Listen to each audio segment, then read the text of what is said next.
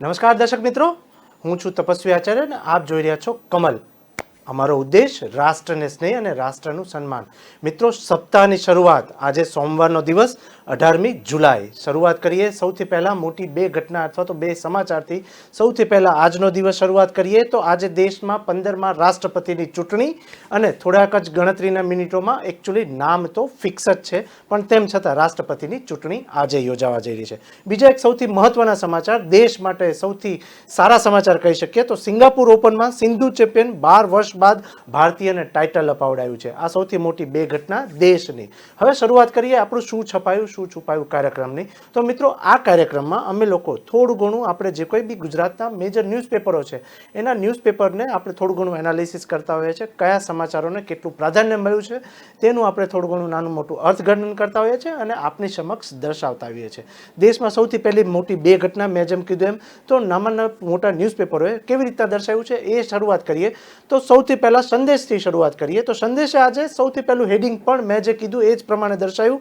આજે દેશના 15મા રાષ્ટ્રપતિની ચૂંટણી, સંસદમાં ચોમાસું સત્રનો આજથી પ્રારંભ અને વિવિધ બિલ પસાર થવાની શક્યતાઓ. આ પ્રકારના સમાચાર સંદેશે લીધા.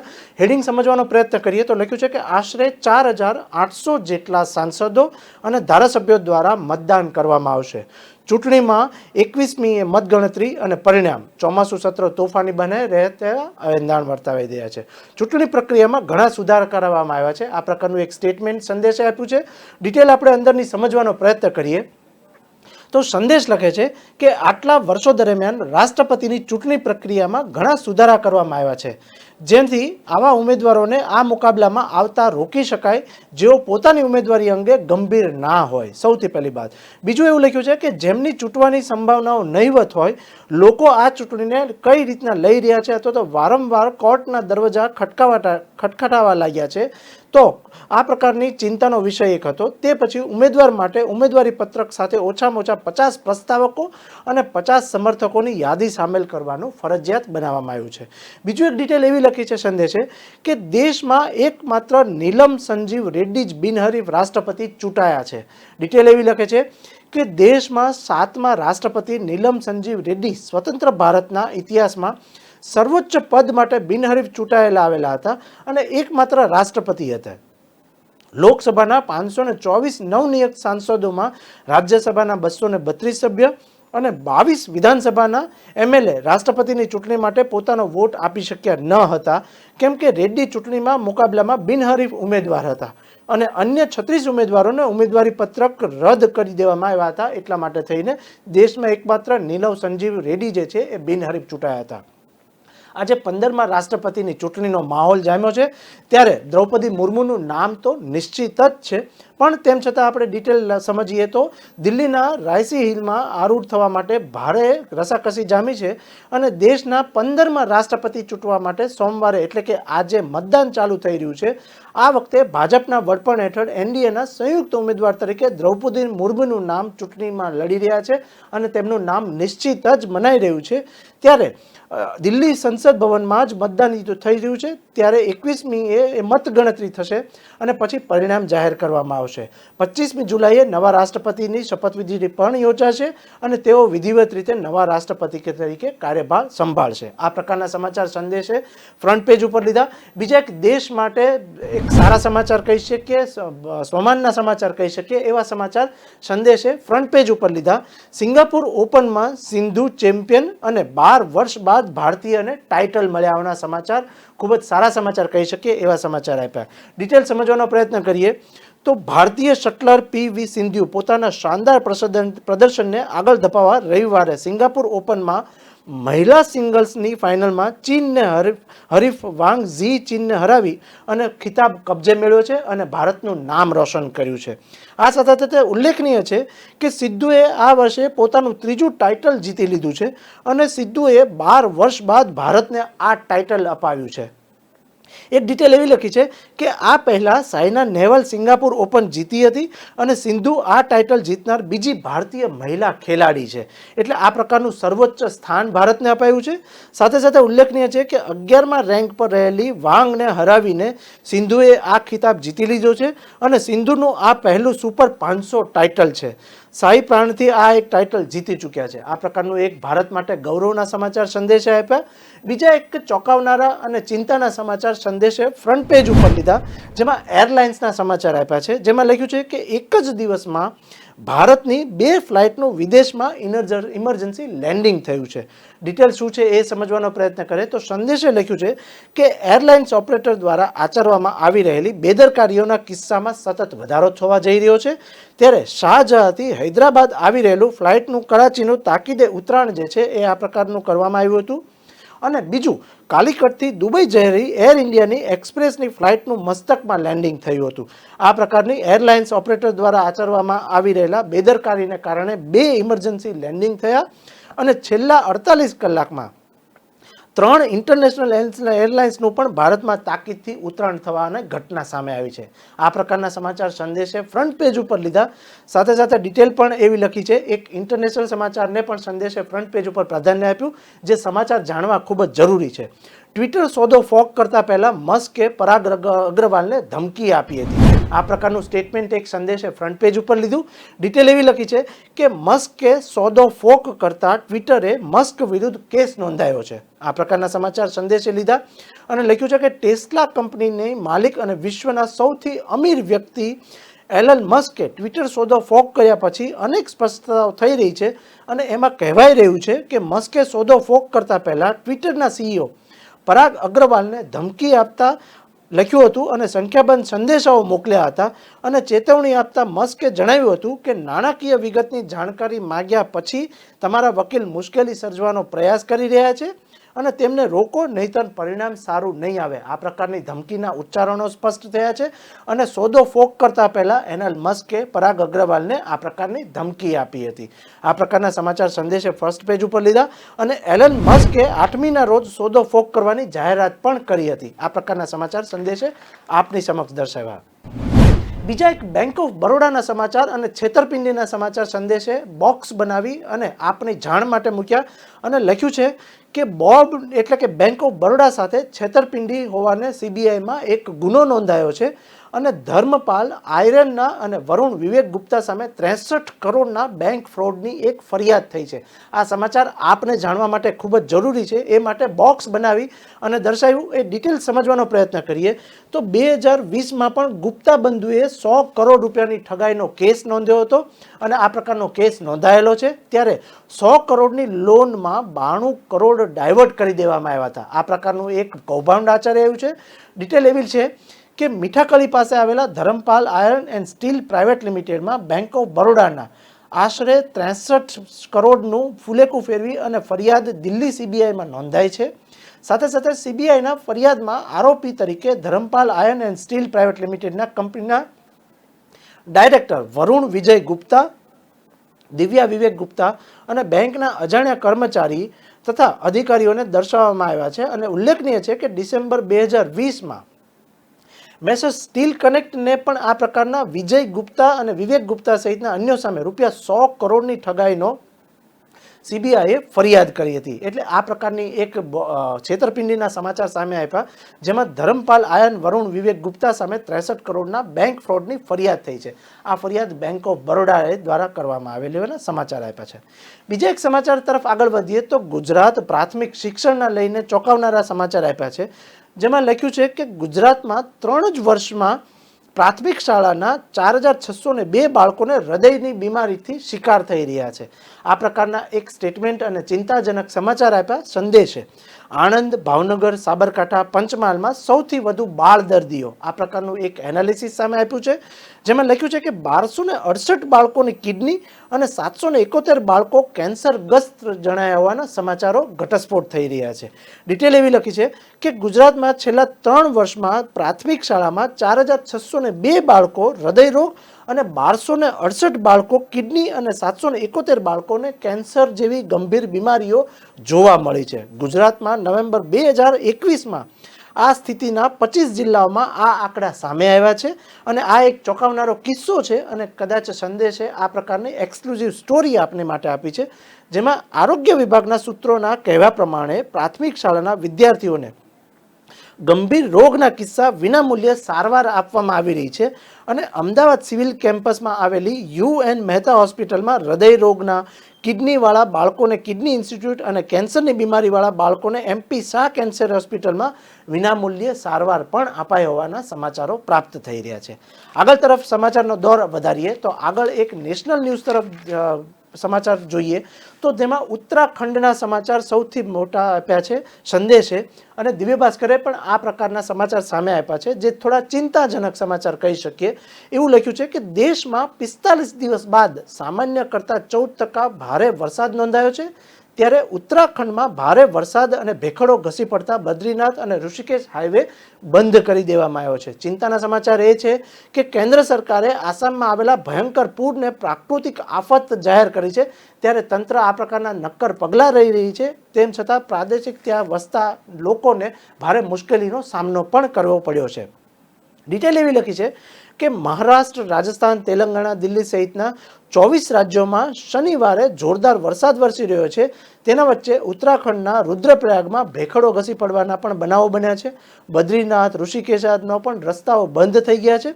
બીજી તરફ કેન્દ્ર સરકારે આસામમાં આવેલા ભયંકર પૂરના પ્રાકૃતિક આફત તરીકે પણ જાહેર કરી છે.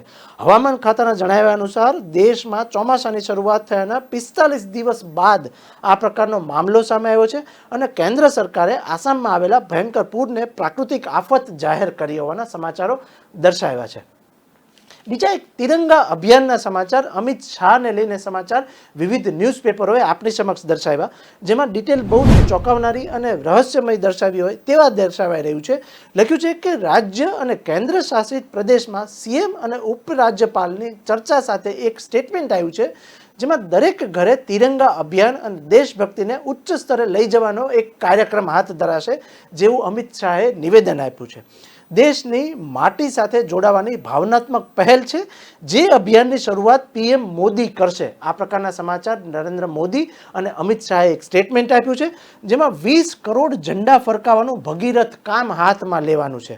અમિત શાહે જણાવ્યું હતું કે આ કાર્યક્રમની સફળતા ફક્ત વિચાર કે આહવાનથી ના થઈ શકે અને તેને કેન્દ્ર સરકાર અને રાજ્ય સરકાર અથવા તો જનતાની ભાગીદારીથી જ આ કાર્ય થઈ શકે અને જનતા સુધી પહોંચાડવાનું કામ જે છે એ આપણે લોકો સાથે રહીને કરીશું. આ પ્રકારનું એક સ્ટેટમેન્ટ અમિત શાહનું સામે આવ્યું છે.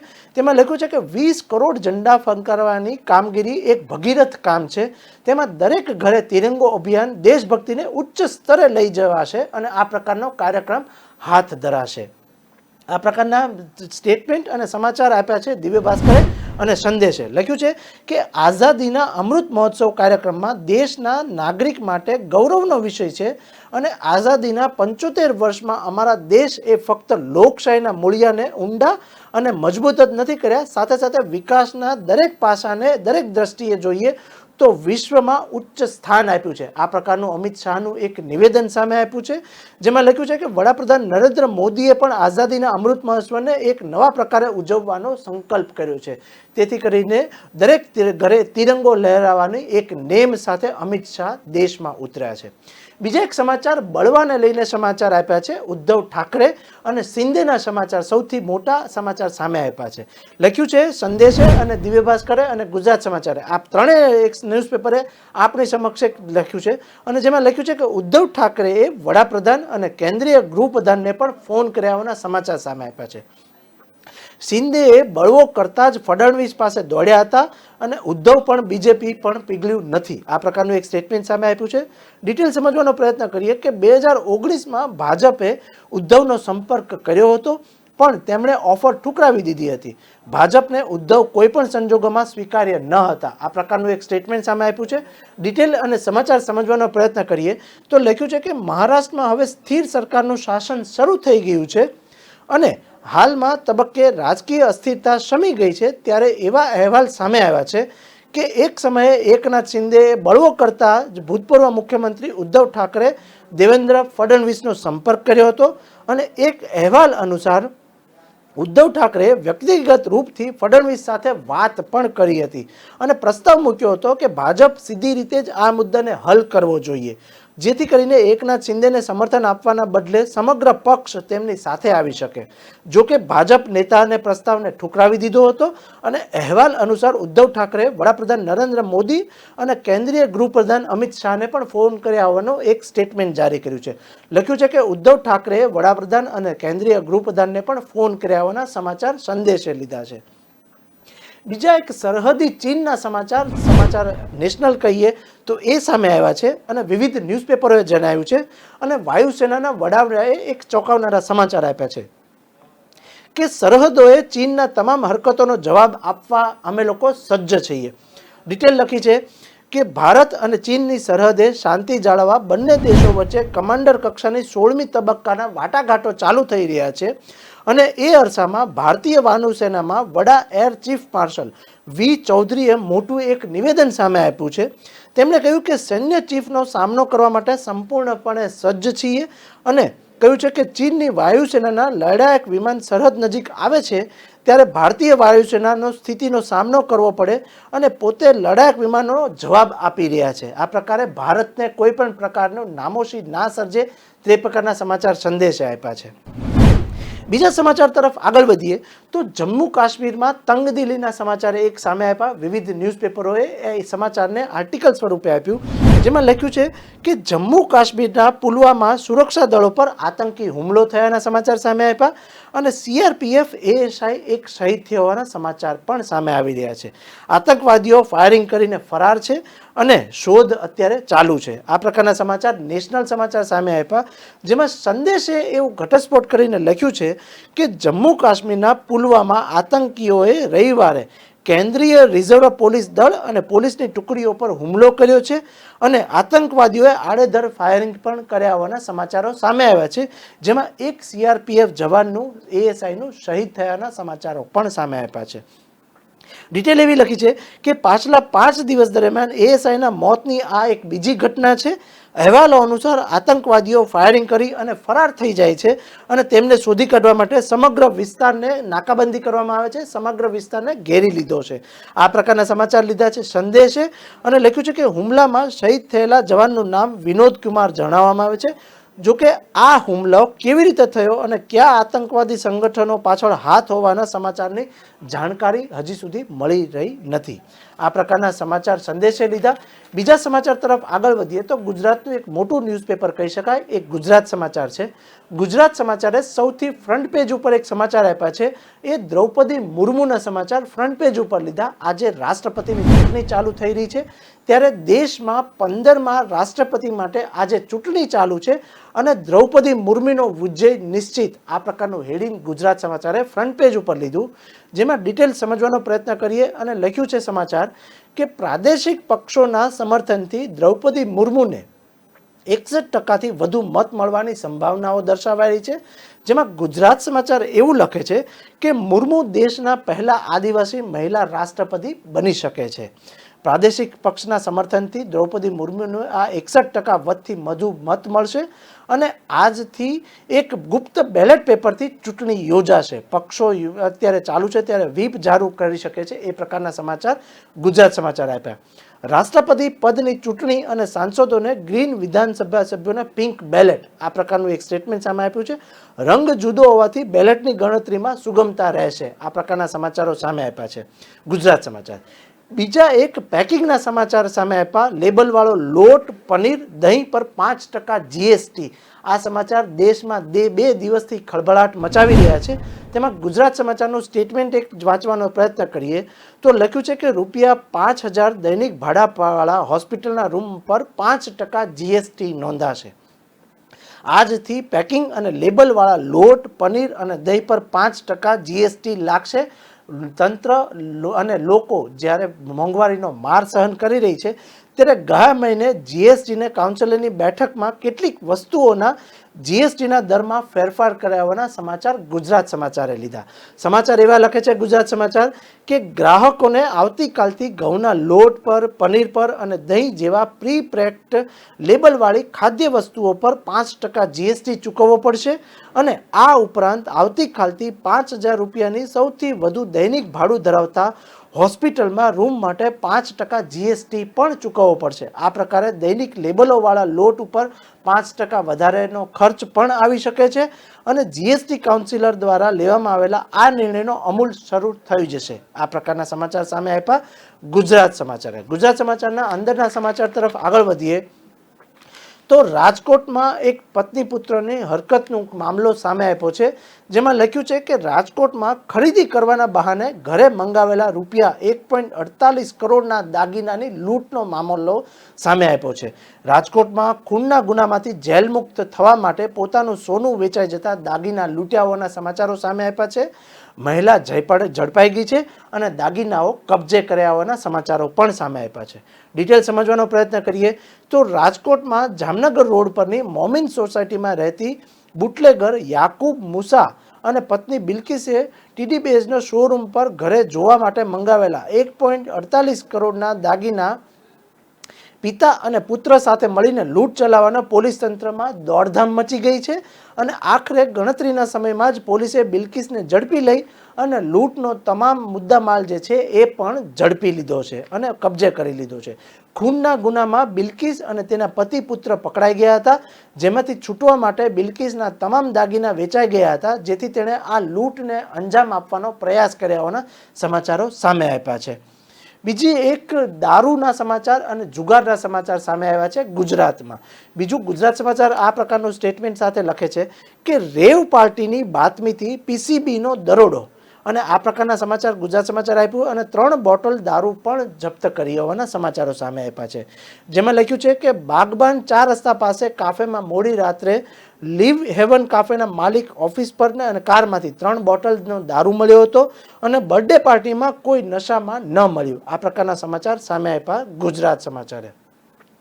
બીજા એક પ્લાસ્ટિકના સમાચાર છેલ્લા 2 દિવસથી સામે આવી રહ્યા છે, જેમાં હાલોલમાં જીઆઈડીસીમાં 650 કરોડના પ્લાસ્ટિકના યુનિટ ઠપ થયા હોવાના સમાચાર સામે આપ્યા છે, જેમાં 15,000 કામદારો બેકાર બન્યા હોવાના સમાચારો પણ સામે આવ્યા છે, જેમાં લખ્યું છે કે સિંગલ યુઝ પ્લાસ્ટિક હવે વારંવાર બદલાવાના નિયમોને કારણે ગંભીર પરિસ્થિતિઓ પણ ગુજરાતમાં સર્જાય છે અને સિંગલ યુઝ પ્લાસ્ટિક અંગે વારંવાર બદલાતા નિયમોના કારણે હાલોલ જીઆઈડીસી ખાતે આવેલા અંદાજે 700થી વધારે યુનિટોમાં 650 જેટલા કારીગરો યુનિટો અને બંધ થયા હોવાના સમાચારો સામે આપ્યા છે, જેના પગલે 15,000 કામદારો બેકાર બન્યા હોવાના સમાચારો સામે આવી રહ્યા છે. ગુજરાતમાં હાલ બેકારીનો માહોલ સર્જાયો છે, ત્યારે આ પ્રકારના સમાચાર ચિંતાજનક જણાઈ રહ્યા છે, જેમાં 15,000 કામદારો કદાચ બેકાર થઈ શકે છે તેવું તંત્ર સામે લાલ આંખ કરીને સમાચારો દર્શાવાઈ રહ્યા છે. બીજા સમાચાર તરફ આગળ વધીએ તો બીજા એક કોરોનાના સમાચાર ગુજરાત સમાચારે ફ્રન્ટ પેજ ઉપર લીધા. ડિટેલ એવી લખી છે કે ગુજરાતમાં કોરોનાના 644 કેસ અને સતત બીજા દિવસે ઘટાડો નોંધાઈ રહ્યો છે, તે એક રાહતના સમાચાર આપ્યા, જેમાં લખ્યું છે કે 3 દિવસ બાદ કોરોનાથી મૃત્યુ નહીં અને અમદાવાદમાં 1886, સુરતમાં 637 અને વડોદરામાં 394 કેસ સાથે કુલ 4,776 એક્ટિવ કેસ પણ નોંધાયા છે. આ પ્રકારે અમદાવાદમાં કોરોનાના નવા 268 કેસ પણ નોંધાવાનો મામલો સામે આવ્યો છે. ગુજરાતમાં સતત બીજા દિવસે કોરોનાના નવા કેસમાં ઘટાડો નોંધાયો છે અને છેલ્લા 24 કલાકમાં કોરોનાના 644 નવા કેસ પણ નોંધાયાના સમાચાર સામે આવી રહ્યા છે. હજી ગુજરાતમાં કોરોના ગયો નથી તે પ્રકારના સમાચારો આવ્યા છે અને 3 દિવસ બાદ કોરોનાથી એક પણ મૃત્યુ નોંધાયું નથી, તે એક રાહતના સમાચાર આપ્યા છે. બીજા એક સમાચાર તરફ આગળ વધીએ તો એ એક ગુજરાત યુનિવર્સિટીના સમાચાર વિવિધ ન્યૂઝપેપરોએ દર્શાવ્યા છે, જેમાં લખ્યું છે કે કોમર્સમાં 14,000થી વધુ અને બીએસસીમાં 9,000થી વધુ બેઠકો ખાલી છે. ગુજરાત યુનિવર્સિટીમાં પ્રથમ રાઉન્ડની ફાળવણી બાદ આજે ગુજરાતમાં કોમર્સમાં 14,000 વિદ્યાર્થીઓ અને 14,000થી પણ વધુ અને બીએસસીમાં 9,000થી વધુ બેઠકો ખાલી હોવાના સમાચાર આવ્યા છે. યુજી સાયન્સમાં વિદ્યાર્થીઓ ખૂબ જ ઓછા હોવાથી સીબીએસઈ અને પૂરક પરિણામ બાદ બીજો રાઉન્ડ જાહેર થશે. આ પ્રકારના સમાચાર આપ્યા. ડિટેલ એવી લખી છે કે ગુજરાત યુનિવર્સિટીની યુજી કોમર્સ અને ઓનલાઈન પ્રવેશ પ્રક્રિયાને અંતર્ગત ધોરણ 12ના સામાન્ય પ્રવાહ પછીના બીકોમ, બીબીએ અને બીસીએ અને ઇન્ટિગ્રેટેડ કોર્સિસના પ્રથમ રાઉન્ડમાં સીટ એલોટમેન્ટમાં જ 7,000થી વધુ બેઠકો ખાલી રહેવાના ચોંકાવનારા સમાચાર ગુજરાત સમાચારે આપ્યા છે. એસજી હાઈવે પર એક ડિટેલ સમાચાર આપ્યા છે. ઓવરબ્રિજના સમાચાર પણ ગુજરાત સમાચારે ફોટોગ્રાફ સાથે દર્શાવ્યા, જેમાં લખ્યું છે કે એસજી હાઈવે પર ગોતા ઓવરબ્રિજ નજીક એક કાર સળગી ગયા હોવાના સમાચાર સામે આપ્યા. એસજી હાઈવે પર ગોતા ઓવરબ્રિજ પાસે રવિવારે મોડી સાંજે ગાંધીનગર તરફ જઈ રહેલી એક સીએનજી કારમાં અચાનક જ કારમાં આગ ફાટી નીકળ્યા હોવાના સમાચાર સામે આપ્યા છે. બીજા સમાચાર તરફ આગળ વધીએ તો લખ્યું છે કે દારૂ અને જુગાર ગુજરાતમાં ઠેર ઠેર વેચાઈ રહ્યા છે અને જુગારનો મામલો સામે આવી રહ્યો છે. ત્યારે અમદાવાદથી ભાવનગર જતી શંકાસ્પદ કારમાંથી ગોવાથી જુગારમાં જીતેલી 21 લાખ રૂપિયા રોકડા અને દારૂ સાથે 3 વ્યક્તિની ધરપકડ કરવામાં આવી છે. દિવસે ને દિવસે ગુજરાતમાં દારૂના સમાચારો સામે આવી રહ્યા છે. ત્યારે ગુજરાત સમાચારે એક બોક્સ બનાવી અને સમાચાર લખ્યા છે કે 84,000 રૂપિયાની કિંમતના બ્રાન્ડેડ દારૂ સાથે 24 બોટલો પકડાઈ છે અને ગોવાથી વિમાન માર્ગે જ દારૂ લાવવાના સમાચારો સામે આવ્યા છે. ડિટેલ એવી લખી છે કે અમદાવાદ ગ્રામ્યની લોકલ ક્રાઇમ બ્રાન્ચે બાવળા બગોદરા હાઈવે પર ભાયલા ગામ નજીક શનિવારે એક શંકાસ્પદ કારને રોક્યા, ત્યારે 84,000ની કિંમતની બ્રાન્ડેડ દારૂનો અને આ પ્રકારનો મામલો સામે આવ્યો છે અને 24 બોટલો પણ કબજે કર્યા હોવાના સમાચારો સામે આપ્યા છે. બીજા સમાચાર તરફ આગળ વધીએ તો શહેરમાં ઠેર ઠેર ભૂવા અને રોડ રસ્તા ખરાબ થયા હોવાના સમાચારો દરેક ન્યૂઝપેપરે લીધા છે. ત્યારે અમદાવાદ મ્યુનિસિપલ કોર્પોરેશન ઊંઘતું ઝડપાઈ ગયા હોવાના સમાચારો સામે આપ્યા છે. ત્યારે લખ્યું છે કે વરસાદ પછી સમગ્ર શહેરમાં ઉદ્ભવેલી સમસ્યા અને ઉગ્ર રોષ દેખાઈ રહ્યો છે. ત્યારે શહેરીજનોના કમરના મણકા તોડી નાખતા 4,358 ખાડાની ભરમાર સર્જાઈ છે. આ પ્રકારે અમદાવાદ મ્યુનિસિપલ કોર્પોરેશનનું કાર્ય સાવ પેપર ઉપર રહેવાના સમાચારો પણ સામે આપ્યા છે. અમદાવાદ છે કે ખાડાબાદ છે, એ પ્રકારનું એક ચોંકાવનારું સ્ટેટમેન્ટ સામે આપ્યું છે. જેમાં દિવ્ય ભાસ્કરનું એક સમાચાર વાંચવાનો પ્રયત્ન કરીએ તો લખ્યું છે કે 8,807 કરોડનું જંગી બજેટ છતાં ખાડા નગરી તરફ અમદાવાદ, આ પ્રકારનું એક સ્ટેટમેન્ટ સામે આપ્યું છે. જેમાં લખ્યું છે કે શહેરીજનોમાં ઉગ્ર આક્રોશ જોવા મળ્યો છે અને વિકાસના નામે મત માંગનારાઓ હવે મોં સંતાડવા લાગ્યા છે. આ પ્રકારના સમાચાર દિવ્ય ભાસ્કરે અને ગુજરાત સમાચારે પણ દર્શાવ્યા, જેમાં લખ્યું છે કે અમદાવાદ શહેરમાં આ મોસમનો અત્યાર સુધીનો સરેરાશ 18 ઇંચ વરસાદ નોંધાયો છે અને 18 ઇંચ વરસાદમાં શહેરના 7 ઝોનના વિવિધ રસ્તાઓ ઉપર કુલ મળી અને 4,358 ખાડાઓ પડ્યા છે, ઠેર ઠેર ભૂવાઓ પડ્યા છે. જેમાં નવરંગપુરા, નારણપુરા, વેજલપુરમાં તો પૂરેપૂરા રસ્તા બેસી ગયા હોવાના મામલા સામે આવી રહ્યા છે. તેમ છતાં અમદાવાદ મ્યુનિસિપલ કોર્પોરેશન કોઈ પણ પ્રકારની તાત્કાલિક કાર્યવાહી નથી કરી રહ્યું. તંત્ર આ પ્રમાણે બેકાર બેસી રહ્યું છે, તે પ્રકારના સમાચાર સામે આવી રહ્યા છે. 21 સ્થળોએ કામગીરી ચાલી રહી છે, પણ તે ફક્ત પેપર ઉપર દર્શાવાઈ રહી છે, તેવા એક સમાચારો સામે આવી રહ્યા છે. દર વર્ષે ભૂવાના સમારકામ માટે 7 થી 8 કરોડ રૂપિયાનો ખર્ચો થઈ રહ્યો છે. તો આ ખર્ચ કઈ જગ્યાએ થઈ રહ્યો છે તે પ્રકારના એક સ્ટેટમેન્ટ સામે આપ્યું છે ગુજરાત સમાચારે. બીજા એક સમાચાર આપ્યા છે કે કળાતયમાં ફસાયેલા ભારતીયો માટે અમદાવાદથી વિશેષ ફ્લાઇટ મોકલાઈ છે અને શારજહાં બાદ હૈદરાબાદ ફ્લાઇટનું કરાચીમાં ઇમરજન્સી લેન્ડિંગના સમાચારો પણ જે દર્શાવ્યા છે વિવિધ ન્યૂઝપેપરો. મિત્રો, આ રીતે અમે લોકો ન્યૂઝપેપરનું આ નાનું મોટું એનાલિસિસ કરતા હોય છે અને આપને સાચા સમાચાર દર્શાવવાનો પ્રયત્ન કરતા હોય છે. આવા જ કંઈક નવા સમાચારો સાથે ફરી પાછા મળીશું. મને આપો રજા. જય હિન્દ, જય ભારત.